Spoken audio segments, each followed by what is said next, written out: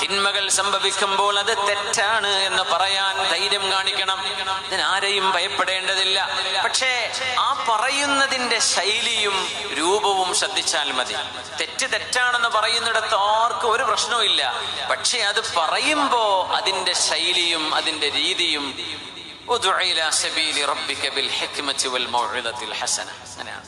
നാട്ടിലേതെങ്കിലും ഒരു കല്യാണത്തിന് എന്തെങ്കിലും വല്ല കുഴപ്പമുണ്ടായാൽ പിറ്റേന്ന് വെള്ളിയാഴ്ച പ്രസംഗിക്കുമ്പോൾ ഉസ്താദ് ഒരു പക്ഷേ ആ വീട്ടുകാരുടെ പേരും നാടും അഡ്രസ്സൊക്കെ വിളിച്ചു പറഞ്ഞാൽ പള്ളി കത്തിക്കുത്തുണ്ടാവും. അത് പറയാം. മാ ബാലു അഖ്വാമിൻ, പുണ്യനബി തങ്ങൾ അങ്ങനെയാ പറയാ. മാ ബാലു അഖ്വാമിൻ, എന്താണ് ചില ആളുകൾ ഇങ്ങനെ ചെയ്യുന്നത്, എന്താണ് ചില ആളുകൾ ഇങ്ങനെ ചെയ്യും. ഒരാൾ ചെയ്തിട്ടുണ്ടാവുള്ളൂ, പക്ഷെ തങ്ങൾ പറയും മാ ബാലു അഖ്വാമിൻ. എന്തിനെന്നറിയോ? ആ ആൾക്കത് വേദന തോന്നണ്ടെന്ന് വിചാരിച്ചിട്ട് സ്വല്ലല്ലാഹു അലൈഹി വസല്ലം. അത് ആ പറയുന്നത് തിന്മയെ അഡ്രസ് ചെയ്യുന്നിടത്ത് പേഴ്സണൽ അറ്റാക്കുകൾ വരരുത്. അതാണ് നമ്മൾ ശ്രദ്ധിക്കേണ്ട വിഷയം.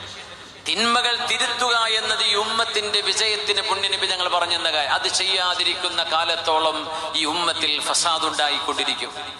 നന്മകൾ നന്മകളാണ്, തിന്മകൾ തിന്മകളാണ്. പക്ഷെ അത് പറയുന്നിടത്ത് ആരെയും വേദനിപ്പിച്ചുകൊണ്ടോ അധിക്ഷേപിച്ചുകൊണ്ടോ ആക്ഷേപിച്ചുകൊണ്ടോ ഗീബത്ത് നമീമത്ത് പറഞ്ഞുകൊണ്ടോ ഇങ്ങനെയൊന്നും ഒരിക്കലും ആവാൻ പാടുള്ളതുമല്ല.